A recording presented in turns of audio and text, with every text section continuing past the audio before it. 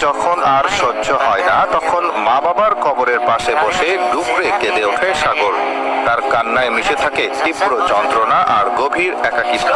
মনে হয় যেন মাটির নিচে শুয়ে থাকা বাবা মাকেই সে তার কষ্টের কথা জানাচ্ছে। বলছে, আমার খুব খিদে পেয়েছে, তোমরা কোথায়? এই কবরই যেন তার শেষ আশ্রয়, পৃথিবীর বুকে একমাত্র কথা বলার আর নালিশ করার জায়গা। এই দৃশ্য যে কারো হৃদয়কে নাড়া দিয়ে যাবে। পাবনা জেলার ঈশ্বরদী উপজেলার কদমতলা গ্রামের 28 বছর বয়সী এক তরুণের নাম সাগর।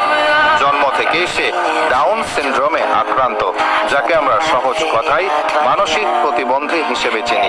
একসময় তার পৃথিবীটা ছিল বাবা মায়ের ভালোবাসায় পরিপূর্ণ।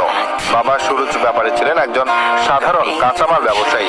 মা ঝর্ণা খাতুন আর বাবাকে নিয়ে ছিল সাগরের ছোট্ট সুখের একটি সংসার।